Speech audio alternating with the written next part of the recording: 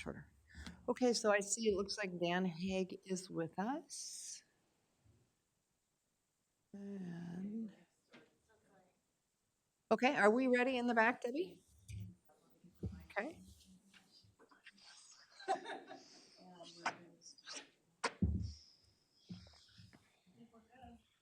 You're good?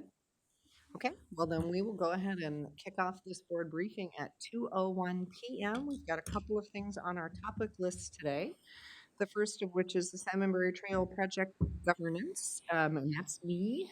Um, so we'll just jump right into that. Dan, do you want to come forward with us? And then I see Dan Haig is online with us, which is fantastic. Um, and so I'm going to lay this out as to what I think we're talking about today. We had this as a non-agenda item, I think board concern at a previous meeting. Because there is a movement afoot with the Salmonberry Trail Intergovernmental Agency as it expires to change its structure, so that we no longer are an intergovernmental agency, but rather the Salmonberry Trail rolls underneath Oregon Parks and Recreation District, Department, with the caveat being that there is a committee there that is really responsible for the Salmonberry Trail in partnership with OPRD. And that's what this MOU lays out, is how that partnership works. And I think as we were having this conversation previously, Rachel sort of said, so what does that mean for Tillamook County? Who's going to take this on? Which is a great conversation for us to have. So I'll start out by, this has lived in the lap of a commissioner for as long as I am aware. I believe Bill Bartline was the original commissioner when the intergovernmental agency was formed. And then when I took over for his position, then it is something that came onto my plate as a liaisonship. And up to this point, I've been serving as a STIA board member, bringing forth Tillamook County's voice, bringing it back here when we needed to have conversations to make sure we're on the same page. But it's really kind of just been in my liaisonship. However, all commissioners have gotten greatly involved and walked the trail with the foundation and just become part of the advocacy for it, which is great. And now our question is, as we move from the intergovernmental agency, if we choose to do that, into this committee, who takes on the responsibilities as they're listed in the MOU for the Salmonberry? Does it stay in a liaisonship with a commissioner? Does it move to parks because there's some more nutsy boltsy parts of this? Does it move to potentially the visitor association because we have a trail representative there in Dan Haig, which is part of what our contract with the Visit Tillamook Coast folks is. So I think this is kind of an open conversation related to that. Do you recall any different framing that it might need based on our previous conversation or conversations you've had with Dan or Dan? Well, just to update you, I have had conversations with Dan, and they've had, with my encouragement, a conversation with each other that I hope we'll all talk about. And I told Dan Kais that as you said, this is a visioning meeting where we're trying to figure out what is the best path forward and how does it start, because it probably won't start the way it ends up. Right. And maybe we need somebody to step up and say, yes, I'll be the liaison until we figure out what we actually need, because maybe we don't even know what we actually need right now. So I've made it clear that I think they're both highly qualified, and I know they're both busy, and so I'd really like to turn it over to them and invite them to talk about what they talked about amongst themselves and their impressions of the MOU, and just I expect this to be organic. All right. Perfect. So Dan, since you're sitting in the room with us, Kais, do you want to kick us off? And Dan Haig is there, so he can jump right in whenever he's ready. But do you have thoughts based on reading the MOU and conversations you've had? And Sure. First of all, I think this is a wonderful step, and I'm so glad that we're here. I've always been a real proponent of trails and have been involved in trail development in the past, not only planning, but also construction of both urban trails as well as wilderness trails. And so I'm just stoked about this whole thing. I think that when Dan Haig and I had a discussion about this last week, that as we went through the terms of the MOU, I think that we both, and I won't speak for Dan, but we expressed concerns to each other about, well, how much time is this gonna take? We, I know that we're both busy. We have a lot on our plate, and there's still some things that we haven't even gotten to yet, that we have in front of us. And so, um, do we want this to succeed? We certainly do. And I think that we're willing to do whatever we need to. Um, uh, and, um, but I think that when we had our conversation that, neither one of us said, well, you do it. No, you do it. I think that we wanted to hear more about what your thoughts were, before, raising our hand or being appointed or however that works. And I think that it helped this last week when I talked to Commissioner Bell, about how this might lay out, and that, it might be a wait and see thing. We jump in, we assess the situation, we then make some decisions about how to move forward. And I think that's a great plan. And if I can be part of that, I certainly will. Great, thank you. Yeah. Dan, do you want to go ahead and tell us what your thoughts are online? Sure. Can everybody hear me? Yes. You can. Great. Okay. Yeah, I just want to echo what Dan Kay said. We had a great conversation about, what would duties be? How would that be delineated? The workloads that we each have. So I think those were some concerns, as he mentioned. But I will echo what he said earlier. I mean, this is an extremely important project, not only to outdoor recreation, but to economic development. So, and I've been working with Carolyn at the Salmonberry Trail Foundation. I'm on their board right now, actually, as well. So I've been working with them for quite a while and know the scope and importance of this project. So I'm of the understanding of how it's kind of shifting gears towards more management on our end. So I'm a little relieved to hear that this is more of an imagining session than actually assigning of duties, because I'm all for it. I'm glad we're doing this. It's a great collaboration between everybody at the table here. So we definitely want to be involved and definitely want to have our input and definitely want to see how we can contribute to the success of this new imagining of the Salmonberry Trail and how it functions. So, we're definitely open for discussion and would love to be a part of this. And if you don't mind, this is Nan Devlin. Hi, I'm sitting Dan. here. Hi. And yeah, we're very, very supportive. I think this is just right up. This is exactly what we should be partnering on. And we want to see things happen. It's been a lot of years, and it's starting to happen here. So I'm very excited about this. Excellent. Thank you. Well, I think, everybody's right on in the sense that we're kind of figuring it out. It's one of those that's gonna be one of the airplanes built while we fly it.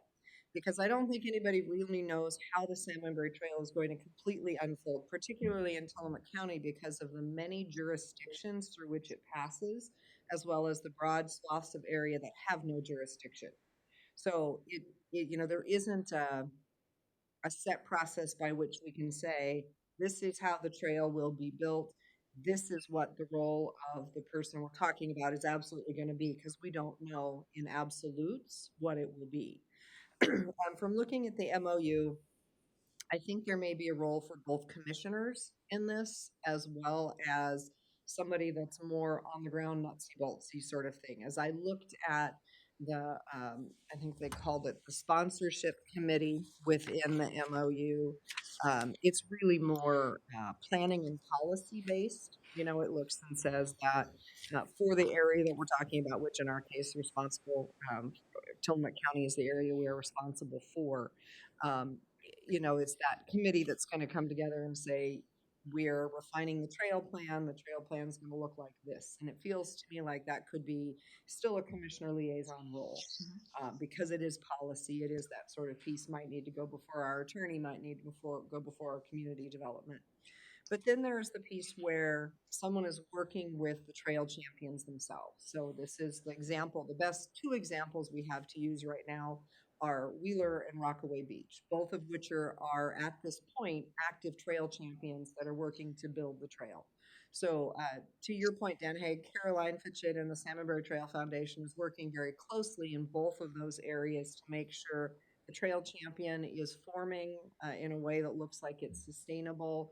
They're providing resources to assist and try to do fundraising within that. Um, in Rockaway Beach, there was a challenge with the grant working with ODOT. The Salmonberry Trail Foundation came in and kind of helped have that conversation with ODOT to say, hey, I think you're missing something here. So the foundation is serving a lot of that sort of convening, coordinating role. But at the end of the day, there will be a requirement that someone within Tillamook County is signing off and saying, these trail champions are good to go. We believe that they will follow through. We believe this trail can be built underneath the structure they've built. So again, I don't know if that's a commissioner role. I assume that the county, as the commissioners, would want to approve those trail champions. But is there someone on the ground here, be it Dan Kais, be it Dan Haig, be it a position we establish in one of those two places that we fund with transient lodging tax, that is working alongside the Salmonberry Trail Foundation and the champions as they form, and then coming back to us as commissioners and saying, I think they've got the magic. I think we're there. Here's the agreement that has been developed. Here's what they all say they're going to do. These are the commitments they're making. And having worked closely with them, I feel like they can do this, commissioners. I bring it with my recommendation of you signing this agreement. So I guess that's kind of how in my head it goes, is that big policy and planning stays with a commissioner liaison. And then once it really gets nuts and boltsy, that's not really the space where a commissioner does our best work necessarily, but someone else, be it again, parks, or be it through Visitors Association, and presuming that it will have to come with funding. I think it's unrealistic to think that this would just get added to somebody's plate, to go do it, but that this would need to be partially a funded position that says, Salmonberry Trail is important to us, and we're going to have somebody who receives funding, and there is an expectation that a portion of their time is on this project. Thoughts? When you first proposed this several months ago, my initial thought was, no offense, Dan, guys, my initial thought was, well, the commissioners requested a trail coordinator position, and Dan Haig was hired to that position, and we funded it with TLT funds, and Nan graciously agreed to take it on in her organization. So in my mind, Dan Haig is already like the Tillamook County Trails guru. He's the guy, and over county-wide trails that aren't necessarily county park trails, right? So that doesn't mean it couldn't go any in either organization, of course, but we already have that investment in Dan Haig, and so I agree that this may grow into a position, but I don't feel like we're ready to, and I agree that we would support it with TLT, but I don't feel like we know enough about it to hire it. I don't think we have any idea how long it would take. Is that a quarter-time position? Yeah. Is that because what we know is that the trail works in fits and starts. And right now, I was just in a meeting with Nan and Dan Haig for the TCVA board meeting, and Dan was talking about the excitement in Wheeler, and Wheeler's going to start their chunk, which is really, was it 1,200 feet? I mean, it's small. Yes. But it's exciting, and it's it's a beginning, but it's not like the pieces that are going to happen now. I just don't think that's a full-time job right now, and maybe it will be eventually, but I also don't think we have any idea how much time that actually is. So where I hope we land is that somebody says, yes, I'm willing to start this, and I think that we need one of our experts to recommend to us first, this is what you really need in this role. That's what I think we need. Mhm. And maybe they'll recommend themselves, or maybe they'll recommend hiring staff or whatever, but I don't think we know what that even looks like yet. Well, and I think part of it is, what do we want it to look like? Because I would just say from working on this, and we can either wait organically for champions to emerge, or we can actually have a position through which we seek to generate champions. And I think that's something we haven't necessarily discussed, right? Is right now the natural champions are rolling out right now. There is a trail section at the creamery that's actually under I don't want to say construction, but planning right now. They've been working on the wetlands delineation, et cetera, to be able to walk around the creamery, essentially their property, which will include that walk along the rail, which would then move it on to the next step. There's also a great desire in Bay City, and they put in for a grant they did not receive to try to get trail built from Bay City to Kilch's Point specifically. So I think there are some other pieces bubbling, and I think part of the question is, do we wait and sit back and say, hopefully someone will come to us and tell us they want to do this, or is part of this at this point, Tillamook County actually looking and saying, we want to do something proactive? And I think that can make the difference between whether somebody says, hey, I'll be sitting here and ready in case a champion emerges, or yeah, we actually do want to have, to your point, whatever expert would say, a part-time person or something that's going to start actually going out alongside potentially Caroline and the foundation to start to generate some more interest in some of these sections and try to create more construction in a faster timeline. And I don't think we know the answer to that, and I don't necessarily think that's the best path forward. I think it's a possible path forward that would get the Salmon River Trail built more rapidly. So lots of different possibilities within it. I think I'm all for the proactive steps, pushing forward, finding the champions. I think they're out there, and I think we've cultivated, between all of us in this room, cultivated the work and the people and the projects. I just think there needs to be a coalescing. So I'm in favor of the proactive nature of that for sure. And, I feel confident that I could help do some of that myself and through TCVA, but also with some of the partnerships that we've put together. And that includes Dan and his expertise, of course. But I'm willing to, at least take some of the steps forward and see where this might go. Wonderful. Thank you. Yeah, love that. First of all, I concur with what Dan Haig says. And you know what? I guess that I don't have an ego in this. It's not about that. It's about success. It's about moving forward. And so I can't help but think, I don't think that Dan and I really talked about this, but his position that he currently has seems to be perhaps the best choice at this time. Not that I'm not willing to do it. And certainly I can work with Dan, but perhaps for him, if he has time and and the motivation, which I know that he has, at least the motivation part, I'm sure he's busy like we all are. In his position, that he might be the best one at this point. And certainly, as you have alluded to, that this could all change and it's going to evolve as we move forward. Certainly, Dan and I could stand side by side and do this as well. And that might be another approach that we take too, I have worked with him in this last year or so since my arrival on the Trails Committee that we formed. And I've had a chance to meet a lot of folks that are, again, also highly motivated. And so I think that there's an opportunity for us to reach out. And I think that the idea about being proactive is wonderful. I'm all for that. And I guess that's my stance at this point. Thank you. No, I appreciate that from both of you, because I think it is going to evolve. It's going to emerge. But I love that we could start with that somewhat proactive approach. And I think even the beginning pieces that you mentioned, Dan Haig, that have already started, which is just to be talking about it in our community, encouraging folks to get excited. That's how Wheeler rolled out, is that I think Caroline started that, talking to people and encouraging them to get excited, and they did, and they stood up to take an active role, which is great.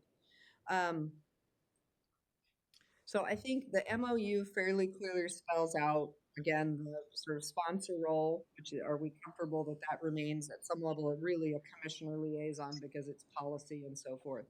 But then working in that champion role, working with champions, and on that piece of it, that it sounds like, Dan Haig, you would be willing to step in and sort of take that lead position at this point, along with Dan Kai's expertise as needed. Is that fair to say?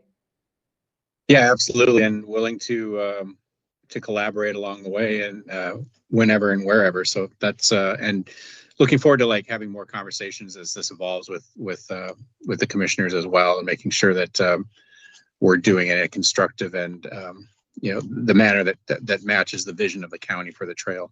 Perfect. No, that sounds fantastic. Yeah, Nan. Did you? No. Yeah. Did you ask? I'm sorry, this is Nan. I didn't hear what you asked. Sorry. Oh, I thought you started talking. Sorry. I thought I heard your voice and I want to make sure we weren't stepping on you. Oh yeah, no, and I fully support this. And someone had just said that, Dan has become kind of an icon here actually in the state for trails and trail advocacy. And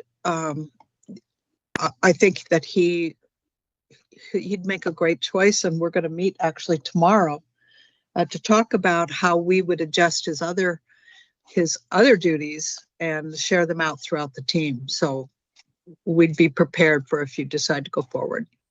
Wonderful. Thank you. Great. And I appreciate what you just said, Ann Kais, about there could be the potential for working together on this. I think that could be very dynamic. So, I think that as moving forward, it'll be fluid. It will become clear what we need. And I absolutely see, I know that prior to coming here, you did extensive work in trails development. So I absolutely see how your vision will be valuable on the Salmonberry. There could be, we've talked about this, that I hope and pray that you'll stay here until you retire. There could be the opportunity for you to put your mark on the Salmonberry before you retire. I would love that. Thank you. Wonderful. Okay, so I think Commissioner Bell, the question comes back to you and I, which is that I believe we're going to be asked to sign this agreement in order to really move things forward. And I think Rachel's comment was a good one, which is who's going to do it before we sign it? Do we feel confident that we have enough conversation, enough vision that we're ready to let the Oregon Parks and the Salmonberry Trail intergovernmental agency partners know that Tillamook County's on board, that we believe there is a path forward utilizing this model? I think so. Commissioner Fournier isn't with us, but I know he's supportive of the Salmonberry, so we'll have to fill him in. But yeah, I think so. And you've been the liaison. If you want to continue to be the liaison, that's great. If this is a time, you're also very, very busy. If this is a time that you want to let that go, that's fine also. I think I would stay with it at this point. I also sit on the Salmonberry Trail Foundation board along with Dan Haig, so I think that gives a good basis for Dan and I to work together to sort of build out what we can see for Tillamook County, as it fits in with the rest of that structure that we're working with. Good. So, yeah. Okay. Perfect. Anything else that should be said before we say we're good to go and we believe we can do this in Tillamook County? No, this sounds great. Super excited about bringing this to life in Tillamook County. It was just kind of a pipe dream not too long ago, but it's really coming together. And Dan, keep your phone handy because we're going to be in touch. Good. Wonderful. I feel really good about the team. I feel good about how this can come together in Tillamook County. And, I love the idea of being more proactive and not just waiting for the trail to come 50, 60 years from now, but actually looking at where is the energy bubbling right now and how do we help create the connections to get from point A to point B. Things like Rockaway to Wheeler as an example. There's that sort of unowned stretch in there, and it'll be exciting to think about. Is there a natural partner, or can we help create a partner to just tie this thing together into longer segments? So exciting stuff. Okay, thank you everyone very much. I appreciate you being with us. I appreciate the conversation, and we'll keep moving. Okay, thank you very much. Thank you, everybody. Thank you. Today. Thank you. Thank you. Okay. So we will move on to the court security conversations relating to Alice training and service animal recommendations. And Thea asked if she could join us for this. She had some questions, and I said absolutely. So if you want to come on up, Thea, that would be great. And maybe you can just sort of lay the groundwork. I'm not sure if I missed part of an initial conversation for this, but it all feels very new for me. So I'm sorry if we have to backtrack due to Oh, my no, travels. yeah, no problem at all. Even if you'd been here, you might have missed this because we have a courthouse security team. And the courthouse security team has been working with the courthouse facilities team to schedule active shooter training. And it hasn't been done since maybe 2019. So we're overdue. Yeah. And so we were talking in the last courthouse security meeting, we were talking about the way that the training happens. And it's scheduled now, and I apologize, I should have the date in my mind or written down in front of me, and I don't. But it's scheduled for whenever it's scheduled for. August 22nd. Thank you. And in that scheduling, we haven't determined yet, and the courthouse security team asked the BOCC to discuss whether or not we support closing the courthouse for the training. And so Judge Hill shared with us, he's a presiding judge. I don't know if you've met circuit court folks yet, but Judge No, Okay. not really. So Judge Hill is the presiding judge, and he shared his experience about Alice training, that there is a simulated live round. So there's a gunshot, and then people react to the gunshot. And he talked about how that simulated live round can trigger people who have PTSD. It can trigger people who have anxiety. It can trigger visitors. If the courthouse is open for business, A, our employees won't be free to participate, and B, it could cause panic among the public, among visitors.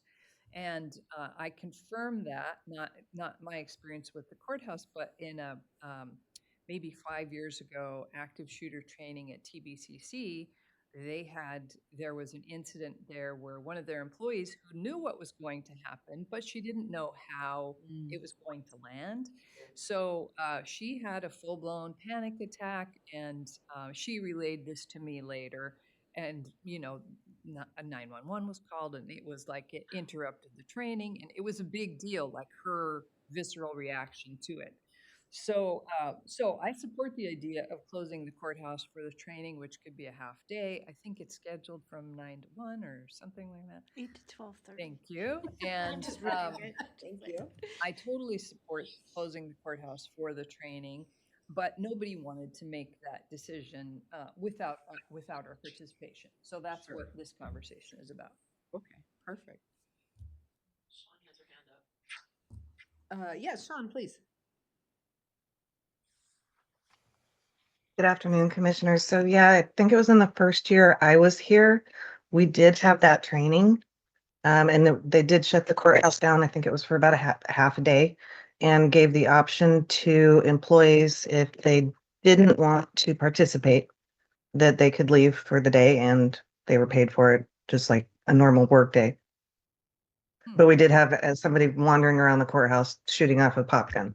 Matt might know more than I remember looking out my window and seeing people with the deputies with their rifles out in the parking lot, but it was well publicized so that the public knew also.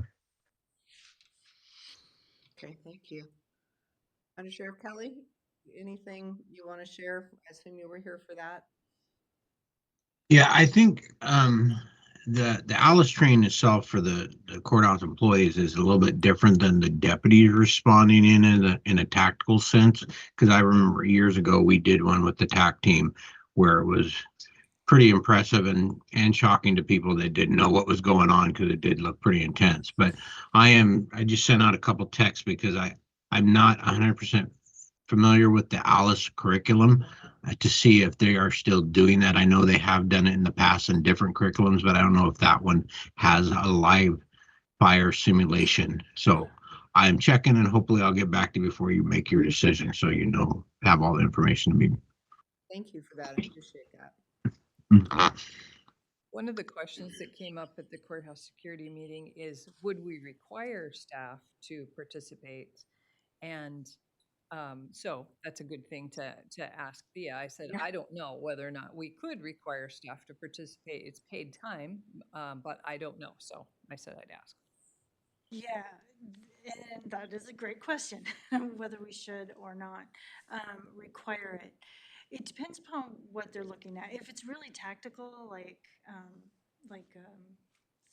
Under Sheriff Kelly? yes, Under Sheriff Kelly was talking about, you know, then it's like, do we really have to participate in that? You know, because that's one of my questions is if we don't want to participate, can we stay in the office and continue working, or do we have to be off-site? So I just have a few questions, kind of very, you know, tactical, how that day would look. So it depends upon the training, and it depends upon what options we have, because there are going to be people who want to opt out because of trauma, right? So, and I'm glad Sean brought that up, because I also had that question too. I know we did it about 4 or 5 years ago, and what did that look like? So that they could go home and get paid if they did not want to participate in it, I think is. I think what Matt was getting at is that we're talking about two different things. Mhm. So I can give a clarification, Commissioner. The Alice training curriculum is designed for courthouse staff, not for the cops, because it's a totally different dynamic as what staff is supposed to do, or their options to take during an incident that occurs like that. We won't be a part of it. We'll have a couple, Mike Reeves, Kevin Grogan, a couple of our deputies will come and help put on the class, but this is just for other employees, what their actions, how to barricade, secure themselves, or evacuate the buildings. So it won't be a tactical per se. It won't be involved in any law enforcement, any other first responders. It's just how do they respond to keep themselves safe. Thank you. Yeah, Alice is for us. It's for people who work in the courthouse. But I remember that tactical exercise because I don't remember why I remember it, but it was impressive. And like all the law enforcement agencies participated in it, and it was tactical is the right word for it. But it wasn't for courthouse staff. It was for law enforcement. So, yeah, because that was my understanding of Alice, is like that's also very focused on schools, right? Mhm. Where they go in and teach the students, hey, if you hear this, this is what you do. So under those circumstances, it's very appropriate, I think, that staff are involved, and we do require it. Again, we do have to offer people who have trauma to opt out. But Okay. Yeah, and that would be my thought, is that we would close the courthouse, that it would be an expectation that all staff would participate in this training unless you have a specific need to not participate, and that would be managed through HR. Yeah. That you would have the opportunity to make the request to be released from the training if there was something related, you know, to trauma or whatever that we don't need to know about. Yep. We don't need to know, but that through HR and very, Yeah. you know, confidentially can be managed however that needs to happen. exactly. Yeah, because I think what we don't want to set up is a situation where it's completely optional and you can go home and get paid. Right. Yeah. What we've done in the past for things that were completely optional was that, so I'll use the holiday party as a great example. It's completely optional, you don't have to go. But if you don't go, you don't get paid to not go. You either stay in your office and you do your work and you get paid, or you go home because you have no interest in the party, but you then take your own paid time off for that time. So I think that this would, in my mind, and you can, you know, talk about whether it makes sense in the union environment, but would fall into those sort of same rules, which is that, you know, it is an expectation. If for some reason you really are unable, that's okay, but we don't pay you to not participate. Mm-hmm. Yeah, I support that. And I'll make sure that you are included in the next courthouse security meeting, where they're going to be firming up the plans for this training is next Friday. So I'll make sure you get that invitation. Perfect. Thank you. That Yeah. would be great. Yeah, you're welcome. Okay. And that might be Matt. Yeah, thank you. I just got a clarification to your question. There is a simulated live fire sound during the training. So that is accurate. Okay, Okay. thank you. Yeah. Yeah. So we can let our, Judge Hill was understandably worried about veterans in the building, you know, so we can let people know that that's going on. That's gonna be a thing. Yeah, yeah. And I forget if it was Sean or Matt, but also letting the public know, right? Yeah. Hey, we're being closed. You might be hearing this. you know. Right. No, I think that's very important as well. And you mentioned that, I think previously it was alerted to the public so that they would know, A, we're closed, and B, here's why. So if you hear sounds or see things, it's a training. Yeah. Yeah. Okay. So a couple other things that are up with the courthouse security team that they wanted us to discuss is the question of service animals. This has come up because people have tried to come into the courthouse with their emotional support animals. And so somebody, I think it was Christopher Hamilton, who is the court administrator, did some research about that we are, as a public building, we're required to allow certified service animals into the courthouse. And there is a small list of questions we can ask about what's this animal trained to do, et cetera. I think there were 3 questions. I didn't memorize them. But what we're not required to do is to allow emotional support animals. The service animals specifically, according to ADA, are dogs or miniature horses, which is fascinating. Yes. But the consensus among the group, the courthouse security team, is, of course, we're going to comply with ADA, and you know we want to do that, and we don't want all kinds of emotional support animals. We just want to limit it to certified service animals. So if we're going to do that, if our board agrees to that, then they asked, do we also agree to put up a sign at the entrance saying, you know, certified service animals are welcome, period. And I said, well, probably, but yeah, we should talk about it. Okay.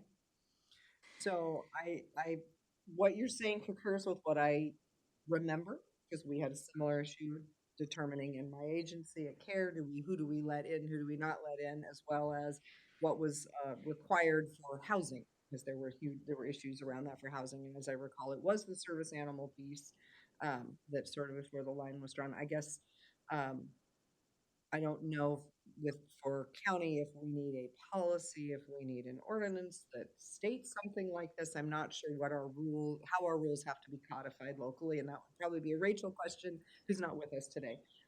So I think there is that piece. Well, Joel's on, and I think we just have to be ADA compliant. We have to be ADA compliant for the public as well as employees. Right. I have a little something on that after Joel. Yeah, and I don't know if we have anything for employees right now that's already written, and I don't think it's in our handbook or policies. Hi, Joel. Welcome. Good afternoon, Commissioners. There have actually been some county buildings that have already posted signs related to this issue because it was coming up frequently. For example, one of the health department buildings, I believe. So, you know, as long as we're following ADA and complying with all those requirements, I don't think there's anything that prevents us from posting those rules. Okay. Thank you. If it helps, you know, if it helps the public, you know, if it helps inform the public and provide clarification. Does that answer your question? We don't need a particular ordinance. Yes, it does answer my question. And I think my recommendation suggestion would be it be a countywide policy. But at this point, if we are utilizing that at the health department, let's utilize it at the courthouse and any other county facilities, the library, just so that we're clear that in county buildings, we follow ADA. We are not more lenient. We're not allowed your service animals, just to keep it clear. Be consistent. Yeah, Yes. that's a great idea because we are following it at the library also, in addition to the health department. Because there was an incident with somebody who brought their emotional support skunk into the library. Skunk. Okay. Yeah. Not one of the approved. Right. So Don, to his great credit, researched it and was very clear about what is and isn't appropriate for a library building. Yeah. Yep. That's great. So, and again, here as an employer, we have to be, emotional support animal could be a reasonable accommodation under Ah. Title I of the ADA. So we do have to be open to that, even though the signs, signs are appropriate, right? And also, I think it's my understanding that we can't ask people what their animals are trained for or what disabilities they have. So we should tighten that up, make sure we know what those rules are. Please ask at that meeting next Friday. Okay, Because Christopher Friday. had what he thought were the allowable questions, and I might be misremembering them. okay. Well, and it's changed, right? It's changed and changed and changed, and it's gotten, especially in Oregon, very broad. So if somebody says, yes, this is my service animal, right? And you say, is it a service animal or is it an emotional support animal? And they say it's a service animal, that's kind of a done deal right there. Yeah, so, And they don't have to prove it with a They don't have to certificate prove or it with a anything. It's just, they certificate. simply say, yeah. yeah. So I think that's the key part as well. It's just making sure that that it's for all county facilities and that there's some level of training for our staff so that our staff know that is the line, as they say, it's a service animal, and that makes it a service animal, and that it is only dogs and miniature horses if that's, Yeah. what yeah. the current law states. I've never seen the miniature horse application. Have you? I mean, No. how are they? What are they trained to do? I don't know. Yeah. I do not know. They could be carrying things. I don't know. Right. Yeah, Okay. and with so many service animals, it's really an emotional sensing training kind of thing where you'll never know. They may know the person's having a diabetic attack of some kind, right? And it's Exactly. those things where, and why a horse could do that, I don't know, versus a skunk. Couldn't say. But Good, good. So yeah, as long, yeah, including the training on if staff are requesting it, then they need to be sent to HR. Yeah. Great. Okay. okay, that answered the Terrific. questions, Yep, and thank we've you. got a path forward. Okay, excellent, thank you. That was the totality of our topic list for today. We did have one more topic. Sarah was not able to be with us, so is there any other board concerns today? Not for me. Okay, and none for me. Anyone in the room, Thea, or online, have anything for the commissioners today?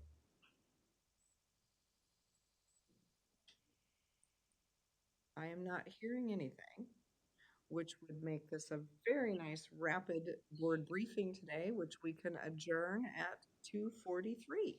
Okay. Thank We you, are everyone. adjourned. Thank you, everyone.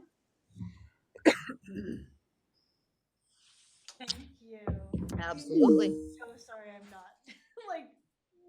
totally buckled down and No, it's okay. No worries. address you, and it's like everybody else is like, commissioners. I'm like, oh man.